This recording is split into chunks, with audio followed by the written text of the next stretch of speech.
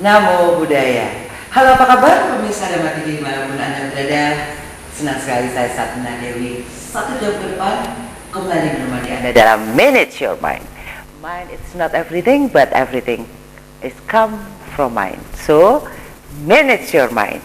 Ya, kita sering berbicara tentang mind atau batin. Bagaimana sih sebenarnya mengelola batin kita ini agar bisa hidup jauh lebih damai dan mencapai kebijaksanaan. Tentunya dengan berkenalan dengan bagian-bagian diri kita. Tanpa berkenalan, kita tidak akan mampu untuk mengontrol bagian-bagian diri ini.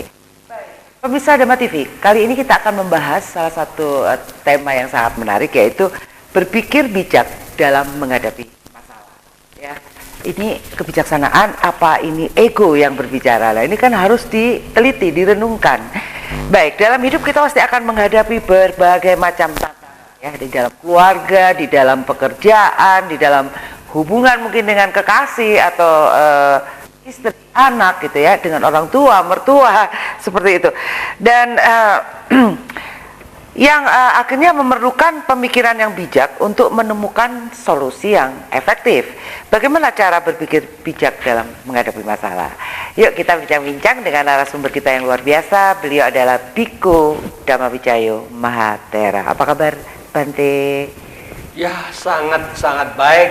Terima kasih. Namo Buddhaya, Sukhihotu. Marilah kita bersama-sama berusaha untuk membangkitkan kebahagiaan setiap saat dengan kebijaksanaan dan kemurnian batin kita.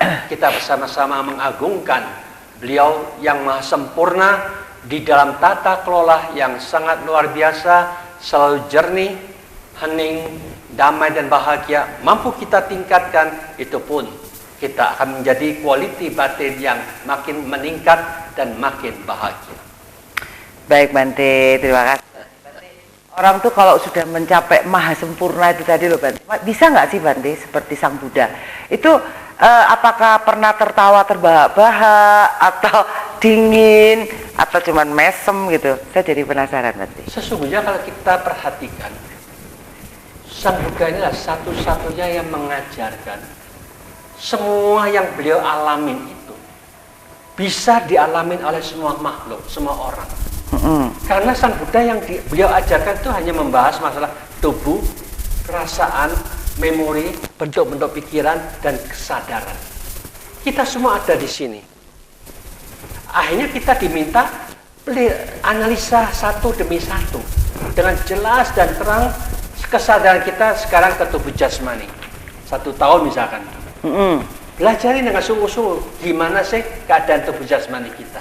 Mesti sakit dulu tuh baru kenalan sama tubuh. Tidak, itu tidak perlu seperti itu ya. Kita analisa secara biologi. Dianalisa, diprotolin semua lah tubuh kita ini. Supaya kita ini bisa memahami tubuh kita semuanya sama. Jadi tidak ada suku Cina lah, suku Jepang lah, suku Jawa lah, suku Makassar, itu enggak ada. Itulah yang nanti kita bisa katakan, kalau kita mau mempersatukan Indonesia, itu harus dianalisa seperti itu. Jadi semua dunia ini bisa bersatu. Demikian juga perasaan. Perasaan semua manusia sama kok. Hanya 3. Senang, tidak senang, dan netral. Itu aja. Ini tidak bisa kita kuasain. Aku senang gitu, senang terus, maunya senang terus. Tidak bisa. Dia ada sebabnya. Bisa menimbulkan senang. Ada sebabnya bisa menimbulkan kita tidak senang. Itu bagaimana kita bisa menimbulkan perasaan yang netral itu. Nah itu kalau kita bisa netral terus, nah itu berarti kita sudah mampu menguasai perasaan itu. Demikian juga memori sama. Memori itu sesuatu yang telah berlalu, yang telah kita alami bersama, itu disimpan di sana. Jadi dengan jadi semua orang sudah ada memori, ada simpanan energi kehidupan yang lampau juga ada di situ. Jadi dia percaya, tidak percaya terhadap reinkarnasi itu memang itu tidak menjadi masalah. Dia tidak bisa membohongi sendiri kok. Kalau dia berani untuk membuktikan bahwa aku tidak percaya reinkarnasi, tanggung jawab, datang dan buktikan dulu. Duduk diam 6 tahun, perhatikan memorinya aja terus. Lama-lama kan, oh iya ada. Jadi dia bisa membuktikan. Jadi kalau ngomong tuh aku nggak percaya, karena dia hanya bisa ngomongnya. Ini hanya omong doang. Maka itulah yang dikatakan bahwa siapapun juga pasti ada energi yang dulunya apa, yang pernah berapa kali sesuai dengan kemampuan mereka. Ada file memorinya ya Bante? Tidak ada yang bisa membohongin kok. Ya. Ada di sana. Demikian juga bentuk-bentuk pikiran. Mikir ini rencana ini mau begini, mau begitu, itu yang akan datang. Jadi dengan demikian inilah ketika kita melihat semua itu, Sang Buddha melihat dan memahami ketika dia duduk diam di dalam kesadaran yang kuat, makin lama makin kuat, makin lama. Loh, kok di sini lebih adem, lebih tenang. Aku di sini aja. Tahu diperiksa, dianalisis lagi, ada intinya dalam kesadaran. Dari situlah apa itu terang benderang di dalam inti kesadaranku. Nah, masuk ke dalam intinya, menyatu dengan sinar yang terang benderang, sadar sempurna. Nah, itu disitulah kita juga semua ada kesadaran, ada intinya. Kalau kita bisa masuk dalam kesadaran, kita tidak akan diperbudak oleh perasaan, tidak diperbudak oleh permainan pikiran kita, tidak dipermainkan oleh memori lagi. Aku tahu tempat ini aku lebih bahagia kok. Ngikutin ini aku menderita. Ngapain kalau sudah tahu itu kita menderita? Jadi kalau kita masih mengikuti cara agama-agama yang kita percaya itu tidak ada bahagia, yang ngapain diteruskan? Itulah istilahnya orang berani, tegas, yang sampah kita buang, berlian kita ambil, itu kita gunakan bersama. Indah dunia ini, menemukan inti yang membuat kita lebih damai dan bahagia. Itulah. Ya, dalam ajaran Buddhis katanya ada ketanpa inti Bante. Lah ini kok ada inti gimana nih? Layak itu istilahnya tanpa inti itu istilahnya nggak bisa kita kuasain sesuai dengan kehendak kita. Walaupun dia sudah mencapai kesadaran intinya ini, tetapi kalau dia melihat ada macam-macam ya tetap muncul sih. Ada sesuatu yang negatif positif tetap muncul. Tetapi ya kan tidak mengikuti gelombangnya itu lagi. Dia masuk aja di intinya ini. Nah, tahu seperti inilah yang dikatakan dia tidak pernah diperbudak oleh mata, tidak pernah diperbudak oleh telinga, tidak pernah diperbudak oleh hidung. Tetapi kalau kita lain, hari ini ada film mana yang bagus sih, kita kepingin lihat. Hari ini ada yang main musik mana yang indah, kita mau dengarkan. Nah, itulah yang dikatakan kita tanpa disadar kita kepingin cari sensasi. Hanya kita diperbudak oleh nafsu-nafsu keinginan kita. Tetapi kalau kita sudah menemukan ini damainya tidak pernah habis-habis. Ketika dia tidak ada habisnya damainya itu, dia menemukan ternyata batin kok tidak ada masalah. Tidak pernah ada masalah sama sekali tiap saatnya. Itulah dikatakan bahwa Sang Buddha itu tidak pernah menderita lagi selama ketika beliau mencapai kebuddhaan. Di dalam batinnya itu. Kayaknya sudah cukup ini siaran hari ini. Sudah lengkap semuanya dibahas loh ya. Bante, jangan cepet-cepet dong Bante, satu persatu Bante. Nah ini dia nih, ini bagaimana cara menganalisa situasi dengan objektif dan efektif. Nah ini gimana Bante? Dikupas lagi Bante. Lah ya itulah, jadi kalau kita melihat sesuatu, kita mendengarkan sesuatu itu, Sang Buddha meminta kita memisahkan. Yang di luar itu sesungguhnya netral. Mata kita juga netral. Yang jadi masalah itu responsif dari pikiran kita. Nah, pikiran inilah yang menilai apa yang kita lihat itu sesuatu sesuai dengan penilaian kita. Dan itu dipengaruhi oleh trauma. Nah, itu campuran-campuran itu kan Bante ya bisa. Itu yang membuat kita bingung mana yang kita ambil. Nggak efisien kan berarti, nggak efektif. Itulah yang dikatakan. Kalau kita masih mengikuti permainan pikiran kita belum bisa menyelesaikan masalah kita. Kita masih menciptakan masalah yang terus-menerus dalam pikiran kita. Maka dari itu kita juga harus tahu bahwa bagaimana kita merenungkan dan menganalisa bahwa yang di luar netral, mata kita netral, bisakah kita juga menciptakan kenetralisasi di dalam batin dan pikiran ini supaya kita sama-sama tiga-tiganya netral, mata, penglihatan dan batin kita semuanya netral. Baru ini yang dikatakan kita tidak ada masalah dengan mata kita. Kalau kita belum bisa melatih seperti itu, kita selalu menciptakan masalah untuk diri kita melalui mata itu. Contoh kasus saja Bante, biar jelas nih Bante. Ini harus benar-benar cerdas nih Bante. Bante, contoh kasus Bante. Jadi gini nih, ada pasangan perempuan dan pria beda agama Bante. Ya, mereka merasa cocok nih ceritanya ini. Ini cocok apa enggak nih sama contohnya itu tadi Bante ya. Ternyata orang tua dari pihak perempuan nih Bante, tidak setuju dengan pindahnya agama, perbedaan agama itu, sehingga meminta dari pihak pria untuk masuk ke agamanya si perempuan ini. Tapi keluarga dari pria itu menolak perpindahan itu Bante. Bagaimana menghadapi ini dengan bijaksana?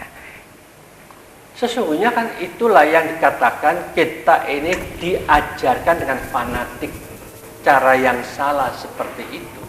Maka dari itu cara yang paling benar itu bagaimana kita bisa menemukan agama tiap-tiap orang itu di dalam matanya sendiri. Bagaimana kita menggunakan mata ini supaya menemukan kedamaian terus menerus dalam batin dan pikiran kita. Kalau kita punya agama apapun juga dengan mata kita masih belum damai, belum bisa mengatasi apa yang kita lihat, sama saja kok. Jadi agama itu bukan terletak dari apa yang dia percaya, bukan terletak di KTP, bukan terletak di form upacara-upacara agama itu, bukan. Tapi petunjuknya mengajarkan begitu kok Bante, petunjuk di kita Bante. Bante jangan dijawab dulu. Jangan dijawab dulu Bante, biar penasaran nih. Bisa. Ayo gimana ayo kalau udah ngadepin kayak gini nih. Apa itu yang menjadi landasan berpikir dari keputusan-keputusan yang ada ya. Mari kita rubah cara berpikir. Jangan kemana-mana, kita akan ketemu dengan bahasan selanjutnya.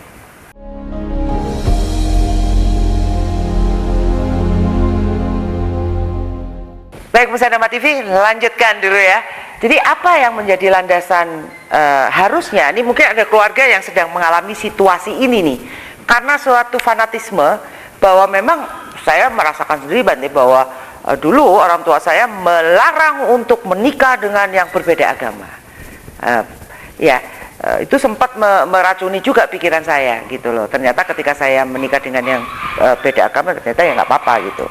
Apa dulu landasan berpikirnya? Apakah cinta kasih kah? Apa Bante? Sesungguhnya begini, siapapun juga yang siap kawin itu bertujuan bagaimana bisa menciptakan dunianya itu, rumah tangganya itu penuh dengan kebahagiaan. Maka itu kebahagiaan itu Sang Buddha memberikan 4 faktor yang bisa menimbulkan kebahagiaan. Sama sadha. Nah, seperti nama kamu sadha. Saya. Keyakinan. Okay. Kalau keyakinan berbeda, tiap hari kan kita bertengkar, berdebat. Tidak bisa nih, sebenarnya agamaku, tidak bisa, aku begini kok. Akhirnya kita debat. Makanya itu, keyakinan itu memang berbeda-beda. Tetapi yang diajarkan Sang Buddha itu sangat jauh berbeda.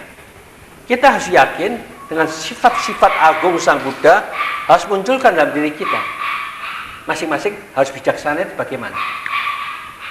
Sang Buddha kan maha bijaksana, kita harus bijaksana. Sang Buddha itu maha suci, kita masing-masing itu harus tenang dan damai. Sang Buddha itu maha sadar, kita selalu harus ada iling dan waspada terus-menerus. Sang Buddha itu maha sempurna, jadi kita masing-masing itu harus memperbaiki diri. Yang kurang, yang lemah di dalam diri kita perbaikin untuk ditingkatkan. Jadi itulah, kalau sifat-sifat ini dibangkitkan dalam diri kita, kita sudah mengikuti cara yang diharapkan Sang Buddha. Kita masing-masing punya bijaksana, punya ketenangan, selalu eling dan waspada, selalu mau memperbaiki diri. Jadi ini sesungguhnya tujuan hidup manusia seperti itu. Kalau tidak pernah muncul, tidak pernah ngomong, cuma ngomong doang ya. Ceritanya ya. Kita tidak bisa membuktikan manusia yang pintar harus begitu. Buktikan dulu, undang dulu, baru kita percaya. Kalau belum bisa membuktikan, jangan percaya. Ya. Jadi kedua, kita yakin sama ajaran Sang Buddha. Ajaran Sang Buddha itu hanya mengajak kita pandai menata keenam indera kita masing-masing lah. Bukan kita percaya dengan KTP kita. Bukan. Cara menggunakan mata, telinga, hidung, mulut, tubuh, dan pikiran kita, semuanya bagaimana kita bisa menciptakan keindahan dengan keenam indera itu. Stop yang negatif, otomatis kita tidak menderita. memasukkan yang positif, otomatis kita bertambah bahagia. Lalu mau bahagia lagi, bagaimana memurnikan batin dan pikiran kita. Tidak pernah ada masalah dengan batin dan pikiran kita. Itulah indahnya hidup lebih bagus. Dengan demikian ini, otomatis kita mampu mengendalikan keenam indera, berarti sudah memiliki kitab suci dari diri kita masing-masing. Kalau kita kotor dari keenam indera kita, ya itulah kitab kotor yang mereka miliki. Jadi yang salah bukan agamanya, yang salah cara kamu menggunakan mata, telinga, hidung, dan pikiran kamu sendiri. Jadi dengan demikian kita tidak nyalakan mana-mana. Itulah yang namanya hukum universal, itu berlaku pada siapapun juga. Kalau kita sudah bisa melaksanakan keenam indera ini dikendalikan dengan baik, kita akan jadi siswa Sang Buddha, mahir menggunakan keenam indera itu. Otomatis siapapun juga tidak ada satupun yang ingin menderita.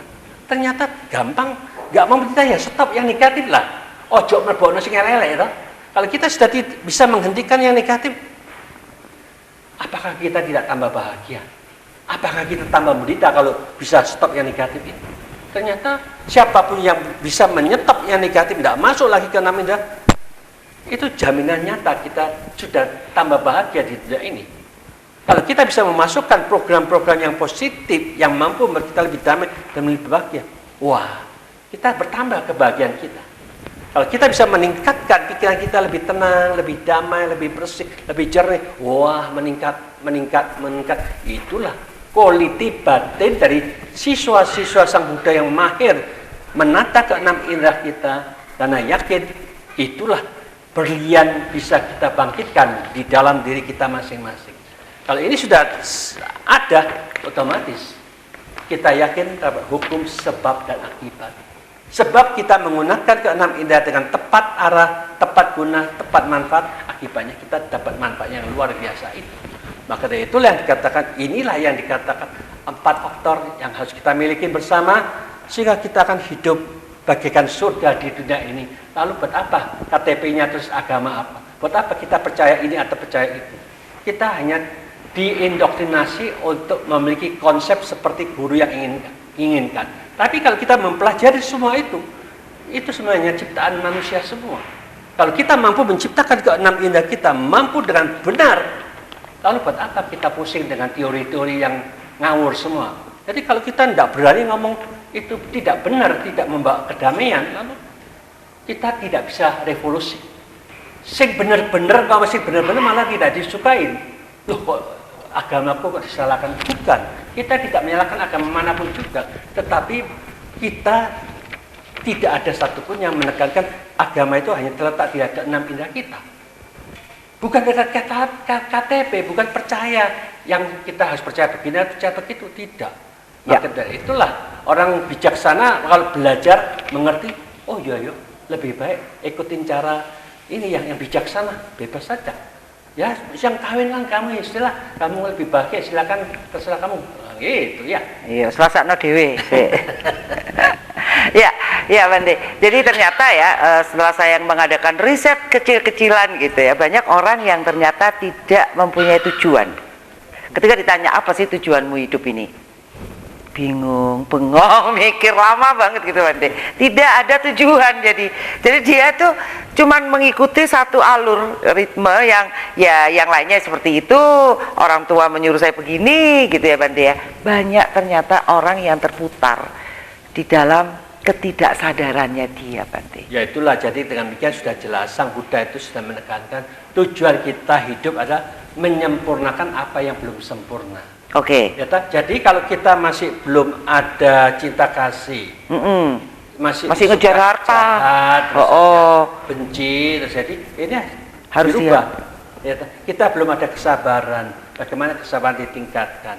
Kita belum ada ketenangan, bagaimana ketenangan dibangkitkan? Kita belum ada kebijaksanaan, bagaimana kebijaksanaan itu bisa dikembangkan terus seperti itu loh. Jadi dengan demikian itulah yang dikatakan tujuan kita memperbaiki diri kita masing-masing untuk makin lama makin meningkat. Oke. Nah, dengan cara seperti inilah yang dikatakan sudah jelas, lengkap apa yang kita harapkan, yang kita cari itu ada diajarkan oleh Sang Buddha semua. Jadi kita semua yang mau belajar ilmu yang lengkap, karena Sang Buddha satu-satunya yang mengajarkan 18 jam tiap hari sampai 45 tahun mengajarkan terus tidak pernah berhenti. Jadi kitab suci Sang Buddha itu ada 84.000 judul. Sangat banyak. Mau cari apa? Ada di situ. Ya, Bante, mungkin nggak, itu kan ada level-level ya, level-level kesadaran nih intinya. Mungkin nggak dari kesadaran yang rendah ini lompat kelas gitu Bante? Mungkin nggak? Dengan metode apa? Atau dia benar-benar harus melewati tangga itu, entah dengan proses reinkarnasi atau tumimba lahir lah, atau dia bisa lompat menurut pengalaman? Bisa. Jadi kalau kita lihat dari sejarah Sang Buddha itu banyak kejadian juga. Ada musibah dari seorang istri yang anaknya, 2 anak meninggal lah, suaminya juga baru tahu-tahu mau pulang ke rumah, orang tuanya juga meninggal juga. Akhirnya dia sedih sekali, menderita sekali. Tetapi ketika dia sedih menderita itu sampai pakainya tidak karu-karuan, seolah-olah mudah gitu aja, tidak sadar dia jadi gila gitu, stresnya luar biasa. Jalan-jalan ketemu Sang Buddha, langsung dia nangis menghormat sekali. Akhirnya dari situ dia disadarkan. Sang Buddha pelan-pelan akhirnya dia sadar. Tetapi ternyata ibu ini kehidupan yang itu sudah punya kebajikan yang luar biasa.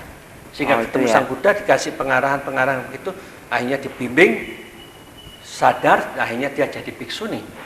Bhiksuni akhirnya latihan dengan sungguh-sungguh, menyempurnakan paramitanya, mencapai yang tertinggi dalam batin dan pikirannya. Akhirnya itulah yang dikatakan, dari yang bobrok, yang sudah menderita luar biasa stresnya, akhirnya sadar. Demikian juga Angulimala, dia sudah membunuh sampai 999 orang, pembunuh. Tapi Sang Buddha menyadarkan, dengan penuh cinta kasih, dengan penuh kebijaksanaan, menyadarkan. Karena dia pokoknya tugas saya hanya bunuh. Dia dikejar Sang Buddha, tapi Sang Buddha menggunakan kekuatannya. Kamu lari ini, katakan, kamu bisa lari sampai 1 jam itu 60 kilo misalkan. Sang Buddha seolah-olah dia dengan kekuatan sakti 70 kilo. Kan berbeda toh, dari saya sampai. Otomatis Sang Buddha lebih maju. Aku dari dulu waktu di hutan, apapun binatang yang lari seberapa pun aku bisa bunuh kok. Ini kok enggak bisa saya kejar. Hai, berhenti. Aku sudah berhenti. Bohong, kamu masih berjalan. Aku sudah berhenti dari kejahatan. Baru dia sadar itu. Oke, jadi mungkin ya Bante, tergantung juga dari karma baiknya yang di masa lampau. Jadi matangnya buah ini memang bisa jadi berbeda-beda ya Bante ya. Beda-beda. Ada yang bersyukur ketemu dengan orang yang memang tepat, ada yang memang nggak ketemu sampai meninggal gitu ya, harus tumimba lahir, kayaknya begitu ya. Baik pemirsa Dhamma TV, kita akan ketemu lagi di segmen 3 berikutnya. Jangan lupa segmen 4 ada meditasi bareng ya, siapkan diri.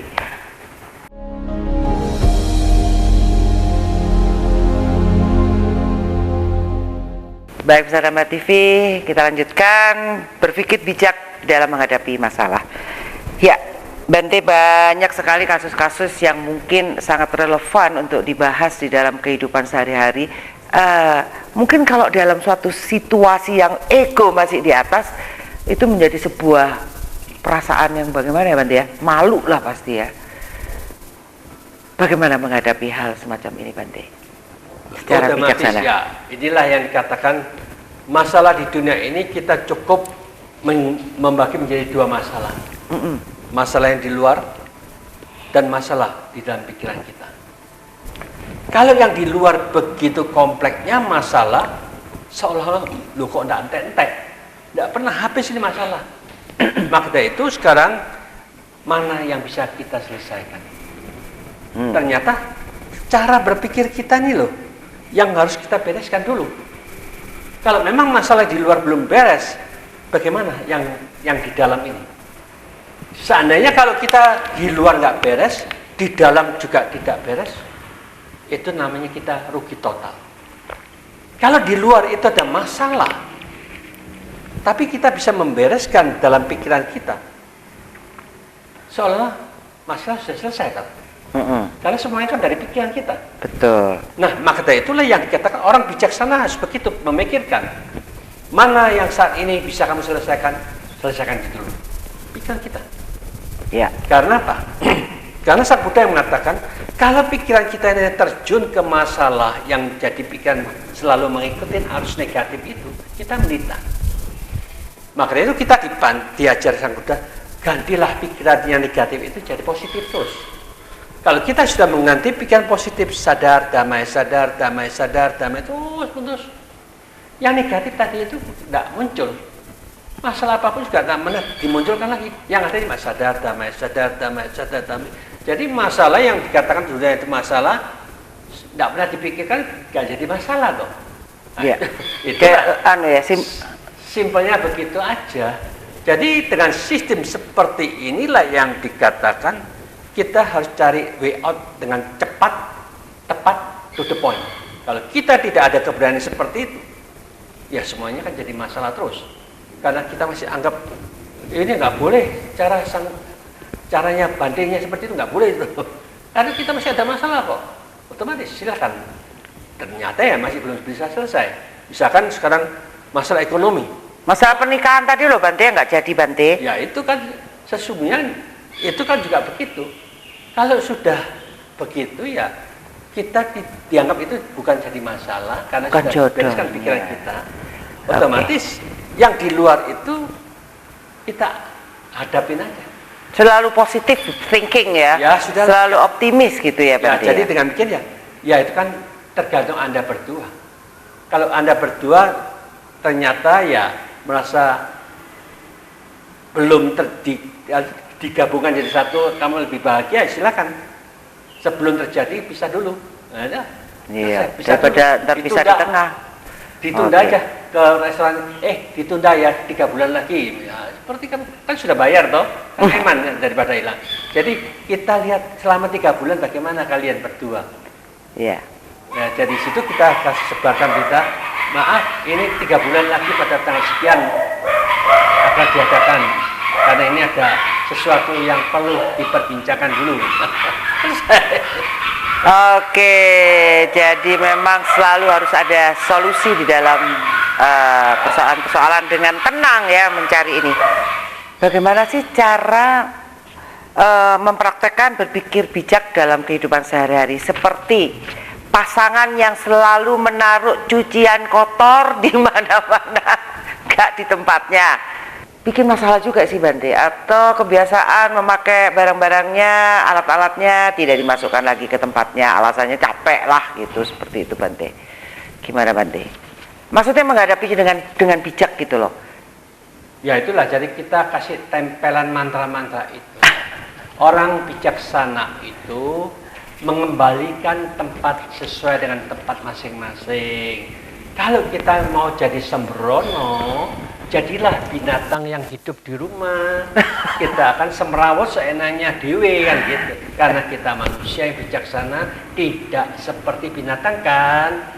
Harap hati-hati. Oh panjang banget ya, panjang kali itu tulisannya. Itu namanya.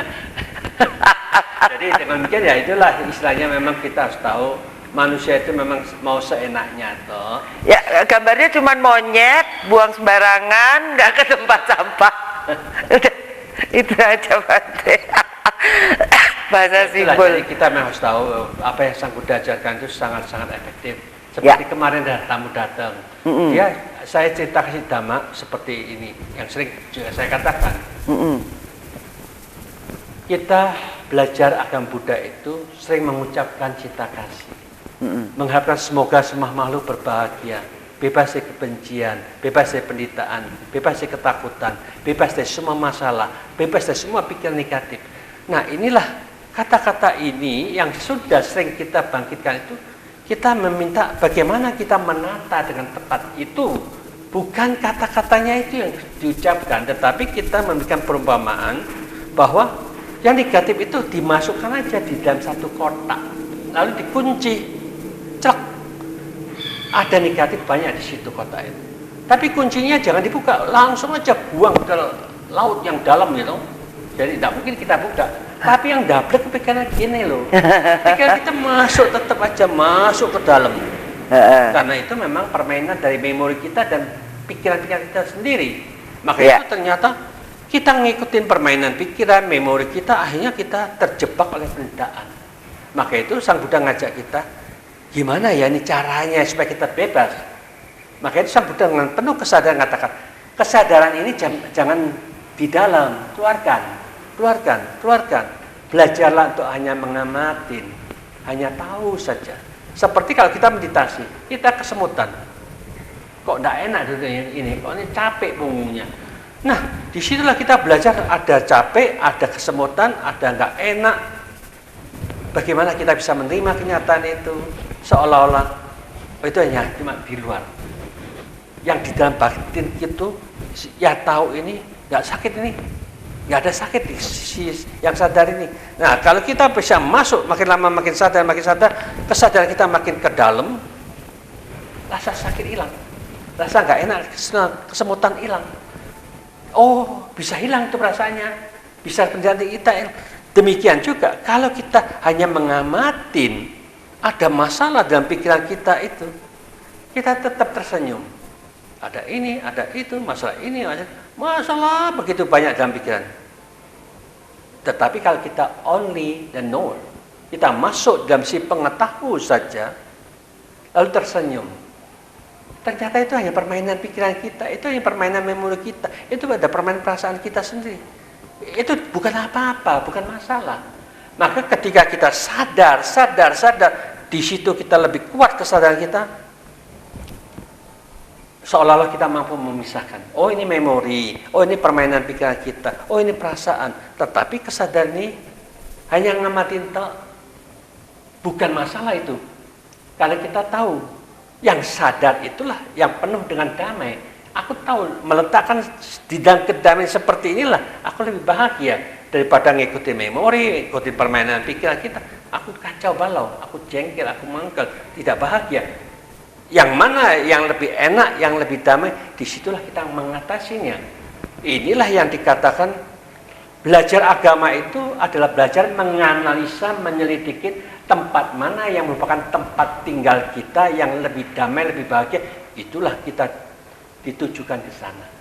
Only the knower is far away from all of the troubles. Kalau kita masuk dalam si pengetahuan terus menerus, kita bebas dari semua permasalahan kita. Itulah yang diajarkan Sang Buddha. Sang Buddha bebas dari masalah, bebas dari penderitaan karena dia sangat mahir menata pikirannya. Itu tujuan melatih agama seperti itu, menjadi mandiri, orang dewasa, orang yang Superman. Superman. Oke, jangan percaya, lakukan, ya kan Bante? Hipasiko gitu ya Bante ya. Ya, oke, baik. Dari semua yang telah dikatakan tadi, dibahas tadi, mari kita renungkan kembali di segmen keempat dalam meditasi. Jangan kemana-mana, siapkan diri.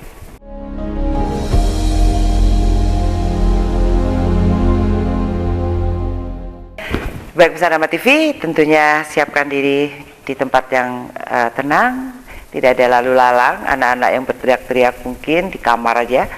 Kita akan lakukan meditasi bersama Bante Dhamma Wijayo Mahathera. Monggo Bante. Saat yang sangat baik ini, di malam yang indah, mari kita bersama-sama melepaskan semua beban yang ada di dalam diri kita, baik badan juga jasmani, beban-beban dalam pikiran kita, semuanya itu tidak ada masalah di sana. Ketika kita paham bahwa tubuh di dalam masalah, pikiran tidak ada masalah, sesungguhnya itulah kita sudah memancing timbulnya rasa senang, gembira, dan bahagia. Mari kita bertekad bersama-sama bahwa saat ini aku hanya ingin menciptakan kebijaksanaanku. Aku ingin membentuk ketenangan dalam batin dan pikiranku. Aku ingin mengarahkan perhatian menuju kebijaksanaan dan kedamaian dengan sungguh-sungguh. Itulah tujuan kita, membangkitkan energi yang sangat positif di dalam diri kita pribadi masing-masing. Lalu kita duduk rileks santai, pikiran, melihat ke dalam pikiran. Ini merupakan jalan yang tepat untuk bisa menemukan mana yang merupakan pembawa penderitaan. Jangan mengarahkan pikiran ke penderitaan itu. Mana yang membuat kita terbebaskan dari semua masalah kita. Perbanyak arah ke sana, sehingga kebebasan yang kita harapkan di dalam pikiran ini akan terwujud dengan nyata. Karena itulah yang dikatakan permainan pikiran kita pribadi. Kita bisa mempermainkan dengan tepat arah, tidak pernah masuk menderita lagi. Bukankah itu sesuatu keindahan? Kita bebas dari penderitaan karena mengarahkan pikiran selalu bebas dari penderitaan itu. Ketika kita memahami seperti ini, pikiran melihat pikiran dengan jelas dan terang. Kita menyatu di dalam sinar terang penuh kedamaian itu. Di sanalah yang dikatakan kita paham batin yang damai, batin yang hening adalah batin yang murni, cemerlang, terang benderang. Mari kita menyatu di dalam sinar terang, di dalam batin kita masing-masing. Meditasi kita mulai.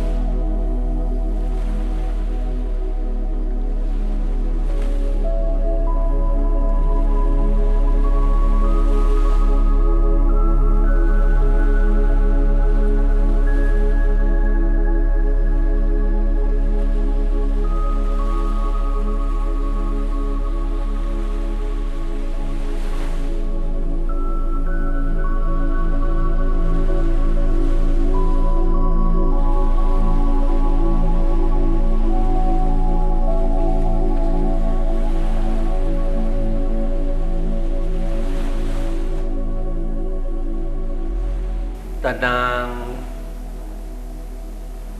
tenang, tetaplah tenang. Jaga terus ketenangan dengan penuh kesadaran. Marilah cinta kasih kita munculkan di dalam diri kita ini.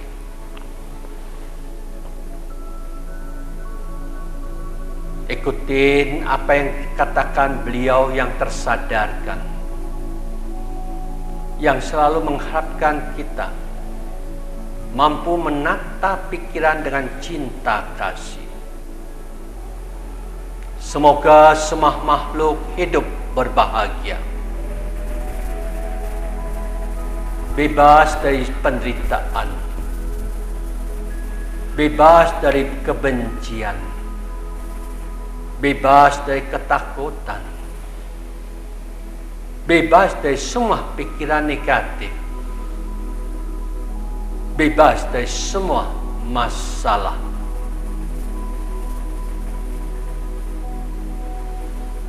Semoga semua makhluk bisa menjaga kebahagiaan mereka masing-masing.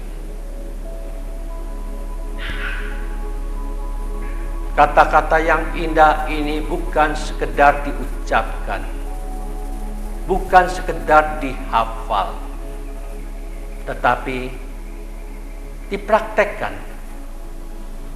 dengan penuh keberanian.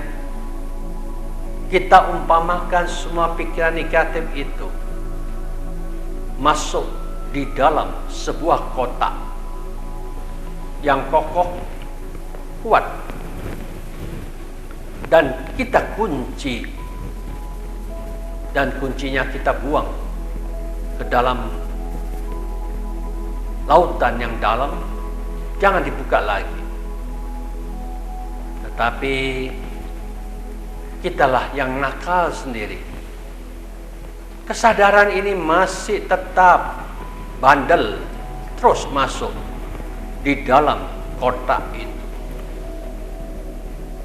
Ternyata semua itu ingatan-ingatan yang lampau yang kita permainkan lagi, membentuk pola-pola pikir berulang-ulang seperti itu, yang membuat kita menderita. Tetapi kita diminta untuk mengeluarkan kesadaran di luar kotak. Kita hanya sebagai pengamat yang mengetahui saja, sadar saja, mampu memisahkan dari semua permasalahan dunia ini. Ada kesadaran sebagai kesadaran, tahu itu memori sebagai memori, tahu itu sebagai permainan-permainan pikiran kita sendiri. Mengikuti memori dan permainan itu, kita terhanyut oleh penderitaan juga. Tetapi kita sekedar menjadi si pengamat, tahu saja. Ternyata batin kita bebas dari semua masalah itu. Masuk di dalam kebebasan itu, diperdalam lagi ke dalam kesadaran yang lebih kuat, sampai kesadaran yang terkuat hanya sadar dan sadar saja. Disitulah si pengamat yang sadar itu akan membebaskan kita dari semua masalah itu sendiri. Mari kita bersukacita, mampu menjaga kebahagiaan dengan sepenuhnya sadar di dalam kesadaran.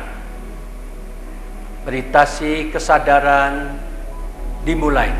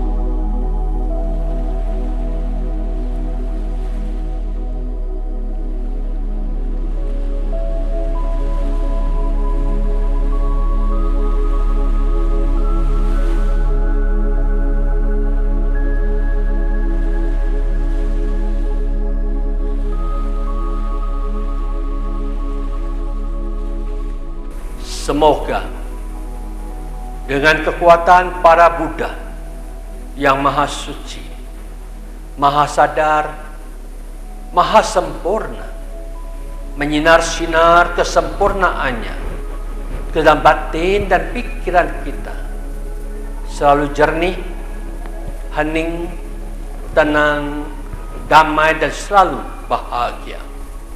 Semoga semua makhluk hidup berbahagia. Meditasi selesai. Baik, terima kasih Bante. Baik, pemirsa Dharma TV, usai sudah sesi meditasi di segmen keempat ini, dan tentunya saya berharap Anda tetap mengikuti acara Manage Your Mind di waktu-waktu berikutnya. Kita akan lakukan meditasi bersama dan itu sangat-sangat bermanfaat bagi kita. Saya Satna Dewi beserta kru Dharma TV mengucapkan banyak terima kasih. Mohon maaf jika ada salah kata. Kata akhir saya, semoga semua makhluk hidup berbahagia. Sukihoto, Namo Buddhaya.